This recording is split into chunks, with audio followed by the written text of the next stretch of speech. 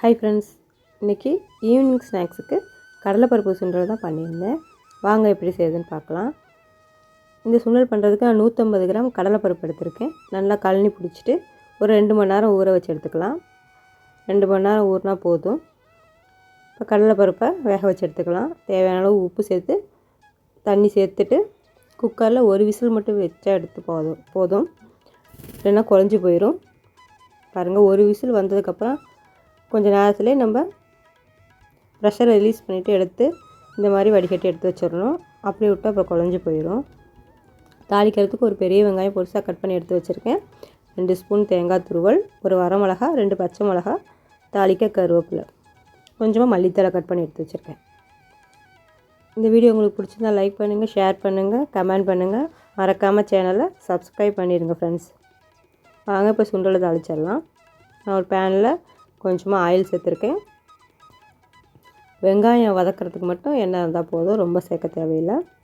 எண்ணெய் காஞ்சதும் ஒரு 1/2 டீஸ்பூன் கடுகு, ஒரு வரமிளகாய் கட் பண்ணி வச்சுருக்கேன், அதையும் இதோடு சேர்த்துக்கலாம்.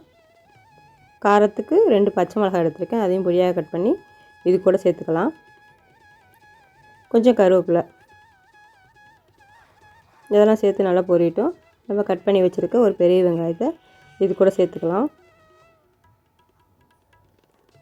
நல்லா வதக்கி விட்டுருவோம்.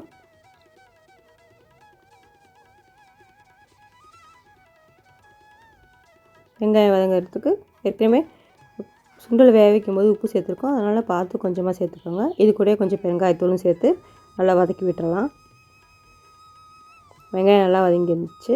இப்போ வேக வச்சு சுண்டலை வடிகட்டி எடுத்து வச்சுருக்கேன், அதை இதை கூட சேர்த்துக்கலாம்.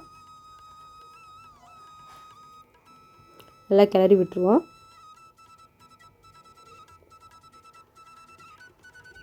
இந்த சுண்டல் சாப்பிட்றதுக்கு நல்லா சூப்பராக இருக்கும். குழந்தைங்களுக்கு நல்ல ஹெல்த்தி. ஸ்கூல் விட்டு வந்தோன்னா அவங்களுக்கு ஈவினிங் ஸ்நாக்ஸ்க்காக இதை செஞ்சு கொடுக்கலாம். ஈஸியாக செஞ்சிடலாம். நல்லா ருசியாக இருக்கும் சாப்பிட்றதுக்கு. ஒரு 2 நிமிஷம் போல் வதக்கி விட்டாச்சு. இப்போ எடுத்து வச்சுருக்க தேங்காய் துருவல் 2 ஸ்பூன் எடுத்து வச்சுருக்கேன், அதையும் இது கூட சேர்த்துக்கலாம். சேர்த்து நல்லா ஒரு கிண்டி விட்டால் போதும். நல்ல சுவையான ஆரோக்கியமான கடலைப்பருப்பு சுண்டல் ரெடி. மறக்காமல் சேனலை லைக் பண்ணிவிட்டு சப்ஸ்கிரைப் பண்ணிடுங்க ஃப்ரெண்ட்ஸ். கடைசியாக கொஞ்சமாக மல்லித்தழை சேர்த்தோம், இன்னும் கொஞ்சம் நாள் டேஸ்ட்டாக இருக்கும், அதுக்காக தான். அதையும் சேர்த்து நல்லா கிளறி விட்டுருவோம். பாருங்கள் எப்படி இருக்குன்னு.